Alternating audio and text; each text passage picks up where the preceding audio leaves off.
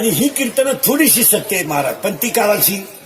आता तुम्ही माया पुढे बसलं, तुम्हाला एखादं वाक्य विनोद वाटलं नाही, थोडं सत्य बोललंच पाहिजे. आणि ती काळाची गरज बा. तुम्ही मला महाराज म्हणावा, माझी तारीख घ्यावा, माया पाया पडावा, मला लय मानावा, मला लय तारखा द्यावा, म्हणून मी कीर्तनात कधी वाईट नाही बोलणार. मी कीर्तनात वाईट बोलायला तीनच कारण आहे मला. मी तुमच्या मुलासारखं आहे. आज तुम्हाला वाटेल महाराज आमच्या मुलीला बोलला, मुलाला बोलला, पण आज जर तुम्ही सावरले नाही तर उद्या एक वाक्य सांगा, लोखंड गरम आहे तोपर्यंत घाव घातला त्याला योग्य आकार कसा येईल तुम्हाला पाहिजे तसा, पण ते थंड झाल्यावर त्याला आकार येत नाही. एकदा खिसा रिकामा झाला आणि मग अंगातली ताकद निकामी झाली ना, बाजू कच्ची झाल्याशिवाय राहत नाही. आणि आता हे शिकणं काळाची गरज आहे. फार वाईट दिवस आले, लोक फक्त चांगले कपडे घालून हिंडतात, काही राहिलं नाही महाराज. झाकली 1.25 लाखाची इंदुरीकचे किती महाराज. मी 10 वर्षापूर्वी बोलत होतो ते आज खरंय, आज बोलतो ते कायम खरंय. आपल्या तोंडातलं वाक्य खोटं नाही तर. मी 10 वर्षापूर्वी म्हणतो मजूर गाडी होईल. मी 10 वर्षापूर्वी म्हणत होतो वावराच्या कोपऱ्याला मजुराला पार्किंग करावं लागेल. 11ला बाई कामाला येते, 5ला जाते, 200 रुपये रोज.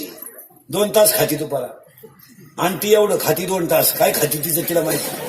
तिला म्हणलं हात उचल, ती म्हणते तुझ्या कांद्याला लागला होता, काय बोलायचं महाराज आहे का नाही वेळ. मी 10 वर्षापूर्वी म्हणत होतो मजूर गाडी येईन आला. मी 10 वर्षापूर्वी म्हणत होतो मजुराच्या गाड्या लावायला जागा सोडावं लागेल, आली. मी 10 वर्षापूर्वी म्हणत होतो पोरग्या बापाच्या अगोदर जाईल, गेला. मी 10 वर्षापूर्वी म्हणत होतो बहीण भावाला कचेरीत खेचीन, खेचलं. मी 10 वर्षापूर्वी म्हणत होतो पोरगी बापाला लग्नाचा लय लोट होणार नाही. मी 10 वर्षापूर्वी म्हणत होतो मजूर बागायतदाराची खरेदी घेईन. आणि मी 10 वर्षापूर्वी म्हणत होतो मजूर बागायतदाराला याजाने पैसे देईन. आणि मी 10 वर्षापूर्वी म्हणतो रक्ताचे नाते संपतील, नोकरी करता नोकरी मिळणार नाही, आणि हुंडा आपाप बंद होईल. कोणतं खोटं ठरलं बोला.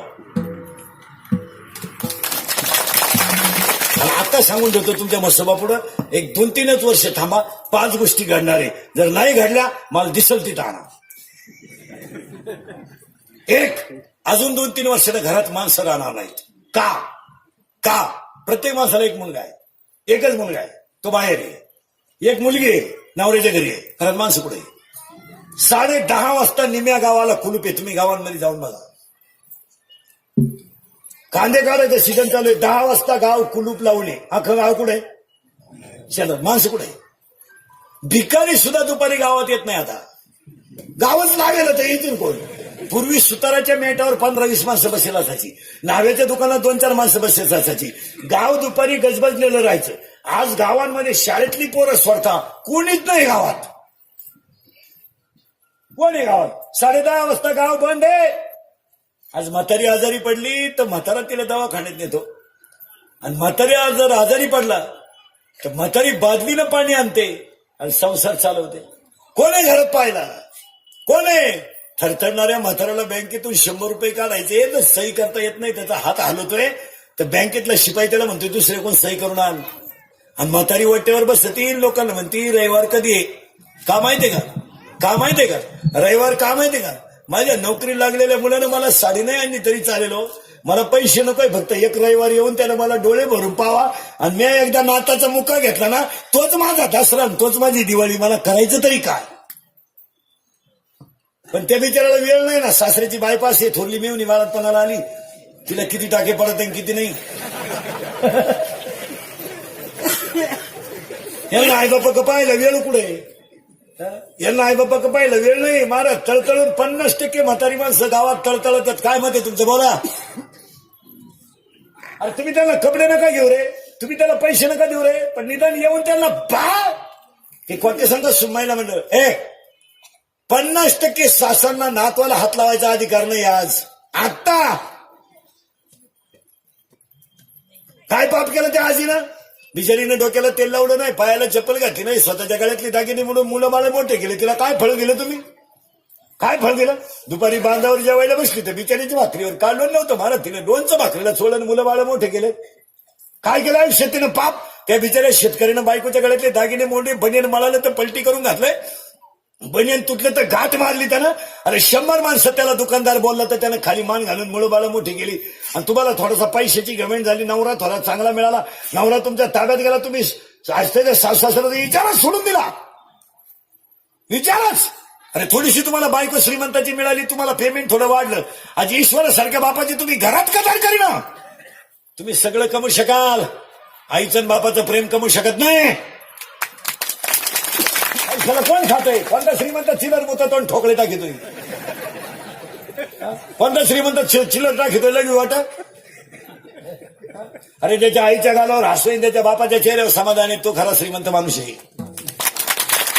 आज गरीबाच्या घरामध्ये संध्याकाळी म्हातारी वाटेवर जरी बसलेला असली ना महाराज, तर सुनबाई पाठी खाली ठेवते, पहिला चहा ठेवते आणि पहिला सासऱ्याला अर्धा का नाही एक घोट देते. ती घरं समाधानी आहेत. समाधानी जाऊ द्या नसू द्या, बिचारे गरिबी असू द्या, गरिबीनं काय फरक पडला, पण ती एकच कप 2 ठिकाणी करते, सासऱ्याला देते. वरून म्हातारा तिला म्हणतोय मग आता थकून आली, स्वयंपाकाच्या भानगडीत पडू नको, सकाळचं काढून गरम कर, आपण रात्र काढून घेऊ, याला समाधान म्हणा. आणि या नालायकांच्या घरात कुत्रे बिस्किट खातात आणि बापांना भाकरी नाही. आणि या रवी इस्तेऱ्या मारून बोंबलं तिंडत आहे गावात. कुत्र्याला बिस्किट आहेत, काहींच्या बापांना भाकरी नाही. काहींचे कुत्रे गाडी तिंडत आहेत कुत्र्याबरोबर. पांढरी केस गाडी गेली मी 15 पेला म्हणजे झाला राष्ट्रपती. बांकार नाही बायको देखणी करतो ना, हायवेला गाड्याच्या हातचं खातो. सुधारली लोक. आणि एक वाक्य सांगत मला, ज्याच्या पाठीवर आईबापाचा आशीर्वाद आहे ना, त्याच्या पाठीवर देवाचा हात नसला तरी चालतो. काय मत आहे तुमचं? आज 50% लोकांना तेच घेता आलं नाही. देव कशात आहे? अहो एक खरं सांगा मला, आता मी तुमच्या मुलासारखा, मी मरण ना महाराज, म्हणजे मरणार नाही 25 वर्ष, पण तुम्हाला आपली आठवण येईल महाराज. आपल्याकडून आपल्या आईबापाला काहीच अपेक्षा नाही हो. तुमचं काय मत आहे? त्याला अपेक्षा नाही हो. कधी मला सांगा महाराज, आपल्या बापाला आज कधी वाटलं का त्याला माझ्याकडे सगळे बंडल पैशाचा द्यावा? वाटलं का? नाही वाटलं का कधी? नाही. तो विचारतो का तरी? त्याचं एकच म्हणणं आहे, चांगले राहा, मापात खर्चा आणि तुमचंच कल्याण करून घ्या. घरावरची कौलं बाजला, स्लॅब टाका, एअर पडायला लागली बांधून टाका. त्याचं म्हणणं आहे का खर्च करू नका? आणि आपल्याला नेमका तोच नकोय. अहो महाराज, आता लोक बोलू नये, मला दम निघत नाही. लक्ष्मी यायची वेळ आहे. मुलीला जर पाहुणे यायचे असले ना, काही नालायक म्हातारी माणसं कुंडून घेतात हो. इतक्या भिकार आवडली आहे महाराज. हे फक्त कडक कपडे घालून बोंबलं घेतात आणि यांच्या बायका 2-4 वाक्य इंग्रजी बोलतात. नाही त्यांना काय आखली आहे? म्हातारा कोंडून घेतात. अरे बा म्हणे म्हातारा काही बोलून येणारे पाहुणे सगळे बिन बापाची वड्याला सापडेल. आणि उलटा म्हातारा बैठकीत येऊन दिला पाहिजे का कोंडून घेतला पाहिजे? येऊन दिला पाहिजे. उलटे त्याला चांगले कपडे बिपडे घालून खुर्ची बसवलं पाहिजे. तो जी माहिती काढेल ती कोणीच काढणार नाही. तो काय उन्हानं म्हातारा झाला का? ते बसले बसले भारी बोलत आहे. कुठलेही पाहुणे, पोराची आई कुठली ऐक नाही, पहिला डोस पहिल्या डोसातच पाहुणा गार होतो पुढचा. पुरीची आई कुठली म्हणजे माहिती काढ ना. हुशार आहे, किती जजमेंट आहे त्या बिचार. तो येडेच खरे. फक्त महाराज त्या माणसानं आपण घमेंडीत आहे, नाही तर खरा मान कोणला द्यायला पाहिजे? काय म्हातारे हुशार आहे. कुठले पाहुणे? पुरीची आई कुठली? मामा किती आहे तिला?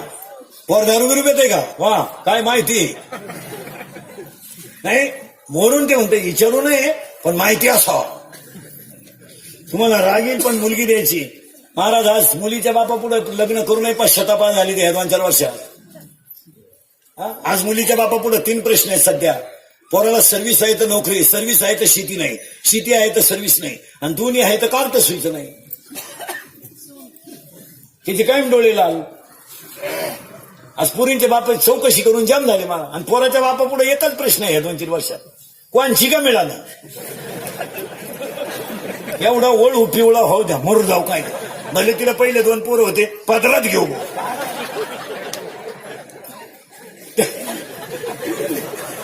अहो टाकून दिलेल्या पोरी सुद्धा लोकांनी धनाधन केलं नाही 2-4 वर्षात. नाही नाही भांडी पडली पोराच्या बापाची. कोण पोरी देते महाराज?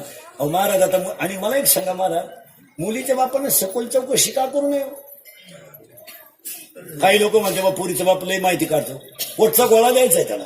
20 वर्ष त्यानं तो सांभाळलाय. उद्या तो थकल्यावर त्याच्या मुलीला आधार काय?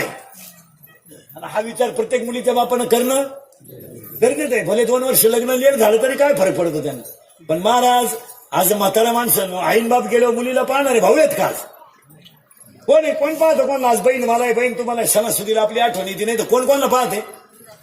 आज त्या मुलीचं कल्याण व्हावं ही इच्छा तिच्या बापानं करणं साहजिकच आहे. कारण त्या बापाचं अंतकरण तुटत आहे. अरे माझं वय जर झालं, मी उद्या माझं कमी जास्त झालं तर माझ्या मुलीला सण सुद्धा कधी मिळणार नाही का? माझ्या मुलीला कधी अंगावर सुईचे कपडे सुद्धा मिळणार नाही. मग माझ्याच हातानं मुलीचं कल्याण झालेलं काय वाईट? मग त्याने चौकशी केल्याचं काय गैर आहे? आता काही लोकांच्या तक्रारी बा पोरीचा बापलाही माहिती काढतो पोरगी द्यायची तर तो वळू तरी कुठं सोयचा आहे तुझा बँडवालेच थकीतोय ना तुझा तरी कुठं लायकीच आहे अरे चौकशी केली पाहिजे मजुरी माईबापा शेव घरात माणसं राहणार नाहीत हे पहिलं कारण आहे सांगा हे घडलंय का नाही दुसरं घडणार आहे 2-3 वर्षात हे 10वी बिवे बंद होणार 10व्याचं पॅकेज निघणार बामणाला आता कावळाही तू सांग भातही तूच शिजव आणि चमनही तूच कर काय डोक्याला खोराक नको तुला नाही कोणी भेटलं ज्याचं प्रवचन ठेवलंय त्याचा कर बस ही लोक आता मापात राहिली नाही 10वी-5वी सवाल लोकांनी माणसं फक्त कपडे घालून सुधारले माणसं वागून नाही नालायक झाल्या मग 9 महिने कुशीत राहिला तुला 5व्या दिवशी दावा करायचा होता तू 4.5 बाहेर का नाही त्या बिचारीनं 9 महिने सांभाळले आज रक्ताचं पाय महाराज गरिबीत संसार करणं सोपी गोष्ट नाही 10वी बिवे बंद होणार आहे मी 10 वर्ष बनवून होतो तो नोकरी करणं आता उलट सांगतो तुम्हाला सध्या लोक शेतकऱ्याला पोरगी देत नाही नोकरीवाल्याला देतात आता उलट सांगतो तुम्हाला अजून 5 वर्षात लोक शेतकऱ्याला पोरगी देतील नोकरीवाल्याला देणार नाही का शासन आणि केंद्र शासन स्वतः कोणत्याच नोकरीत दम नाही कंपन्यांचं तर जवळजवळ मिटलं ते आलेच आता पिटल्यावर आणि चौथी गोष्ट घडणार आहे लग्न न झालेले पोरं तुम्हाला बायको करता बायको मिळणार नाही नाही तुम्ही तो नाच जवळजवळ तो सोडूनच द्या त्याच्यात काय आता मी असंच मोबाईलच्या स्क्रीनला कोणता तरी फोटो ठेवा झोपास टायमाला पहा फोटो तेच मुके घेत बसा तुम्ही आता तुमचा तो विषय बायको नाही तुम्हाला आता तुम्ही तो विषय सोडून आणि कशी काय बायको देईल कोण तुम्हाला मारा 16ला तुमची थोबाड सडली गोवे खाऊन 17ला तुम्ही बारला जाता आणि 18ला तुम्ही डान्स पार्टीला जाता कोण पोरगी देईल तुम्हाला आणि काय म्हणून पोरगी द्यावा इथं तहसीलदार मुलगी कलेक्टर मुलगी प्रांत मुलगी SP मुलगी आमदार मुलगी आता मुलगी तहसीलदार आहे म्हणजे तिच्या ताब्यात तालुका आहे 1.5 लाख पेमेंट आहे तिला काय 12वी पास होत तहसीलदार का सिक्युरिटी आहे तिला 90% मार्क आहे तिला 95% पोरगा नको इथं कोणाला 95 आहे वॉटवर कर एका मिनिटात बायको देतो मी तुला मला हलवून सुद्धा देऊ नको लगेच बायको घे आता तू 48ची अगरबत्ती कुठं लावतो बावला याची बायकून काय असं काय हे असंच आता मी शेकाडायचं बजाव कोण खातं तुम्हाला आता लग्न न झालेल्या पोराला एकच पर्याय आहे मामाची मामीची पूजा करणे बस त्या मामाला मुलगी आहे का किती आहे मामाला मुली किती आहे एकच आहे तुला भाऊ किती आहे एकटाच आहे कल्याण त्या मामाला आहे का नाही मी आला तू किती आहे एकच आहे का तुला भाऊ किती आहेत तू एकटाच आहे का हाती कल्याण त्या मामाला आहे का मुलगी आहे किती आहे एकच आहे का तू यार एकच आहे का तू यार मामाची एकच मुलगी आहे तू यार नाही का मामाच लगीन झालं नाही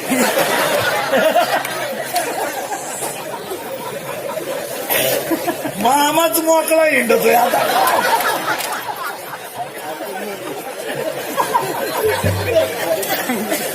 अवघड माझं कीर्तन ऐकलं सुधरत नाही 5 दिवस माणसाला काय हो आणि 5वी गोष्ट सांगा हा विनोद आहे आणि 5वी गोष्ट घडणार आहे आता 4 तर फिट झाल्या 5वी गोष्ट घडणार आहे नीट ऐका आता मी शेतकरी आहे तुमच्या मुलासारखा आहे माझे काही वाक्य ऐकायचा शेतकरीच फक्त ह्या देशात राजा होणारे थोडा कळ काढा 2-3 वर्ष आता थोडासा निसर्ग कोपला भावाची चढ उतार झाली ती झाली आता मोकळी धरली हाकना बोंब आता काय करतात झाकली झाली ती झाली आता ते व्हायचं ते झालं आता शेतकऱ्यावर बिकट प्रसंग आले 2-3 वर्षात पण पाया पडून सांगतो शेतकऱ्यांना शेतीला सोनेरी दिवस येणारे तुमचा मुलगा म्हणून माझे वाक्य आज ऐकाल महाराज म्हणून ऐकू नका महाराज उलथू द्या मोर देते महाराज कीर्तन संपल्यावर का मारणं आणि तुमचा मुलगा म्हणून ऐका शेतीवर नाराज होऊ नका नाही शेतीच काळी आई सोनं देणार आहे तुम्हाला ती कालही देत होती आजही देत होती उद्याही देणार आहे आणि सगळे लोक परत कुठे येणार आहे हे बघ थोडं नुकसान होईल होऊ द्या भगवंत येतो पण काही करा काळ्या आईवर नाराज होऊ नका तुम्ही सगळं कमवू शकता शेती कमवू शकत नाही आणि आजही शेतीला सोनेरीच दिवस आहे मी स्वतः शेतकरी आहे चांगला जर कीर्तनात कोणी म्हणलं ना शेती परवडत नाही या कानपट्टीत ठेवून द्यायची पाहिजे ज्याच्या घरातली सगळी माणसं काम करतात त्याला शेती परवडतेच. तुम्ही मला आता सांगा, अभ्यास करा महाराज. आता सुट्ट्याला गेले पोरांना, 20 गुंठे गहू नवरा बायकोन 2 पोरं काढू शकत नाही, कापू शकत नाही. 20 गुंठे कापू शकत नाही, कापू शकत नाही. आराम करून झोपा काढू नाही कापू शकतं का नाही? 20 गुंठे. मग आपल्या घरच्या घरी जर 1 एकर गहू कापला, 40 गुंठे, 2,000 रुपये वाचले नाही. आज कामच करायचं नाही. आणि शेती का परवडत नाही याला 6 कारण आहेत. 1, वारंवार त्याच जमिनीत तेच पीक. आता तुमचे बाग आहे, किती वर्ष टिकतो? 12 वर्ष. 12 वर्ष. 12 वर्ष. आज 12 वर्ष तुमच्या वावराला ऊन मिळत नाही. शेती न परवडण्याची 6 कारण. वारंवार त्याच जमिनीत तेच पीक. 1. 2. 100% शेतकरी तणनाशक वापरतो, परिणामी जमिनीतले क्षार गेले, मान्य. 3. सगळ्या शेतकऱ्यांच्या घरात शेतकरी पिकाला पाणी भरायला जर गेला तर वाफा फुटस्तवर बारं देत नाही, तेवढं पाणी त्या पिकाला लागत नाही. गाईला वासरू झाल्या 4-5.5 वासराला मरण ना ते. मग तुम्ही एवढ्या गव्हाला जर फुटस्तवर पाणी देता, हे 3रं कारण. 4थं कारण, शेतकऱ्याच्या दारातून गाय गेली, बैल गेला, परिणामी शेतीला शेणखतच राहिलं नाही. तुमचे नर्मदा, युरिया ही जी खतं आहेत हे सलाईन आहे आणि शेणखते ओरिजिनल खते. आणि 5वं, सगळे शेतकरी विभक्त झाल्यामुळं जमिनीचं क्षेत्रफळ कमी झालं आणि शेताला बांध नसल्यामुळं झाडांची संख्या कमी झाली, परिणामी पिकाला कार्बन डायऑक्साईड ऑक्सिजन मिळत नाही. याच्यामुळे तुमची शेती तोट्यात आहे. बोला काय मत आहे? आणि 6वं कारण शेती न परवडण्याचं, सगळ्यात बिवडी पोरं शेतकऱ्याच्या जन्मात घरात आली, इतकी पेटा लई भंगरी. आणि 7वं कारण, शेतकऱ्याच्या घरात आईची पोराची युती झाली आणि बाप हा पक्षात गेला. बापाचा हे दोघांनी कार्यक्रमच केला महाराज.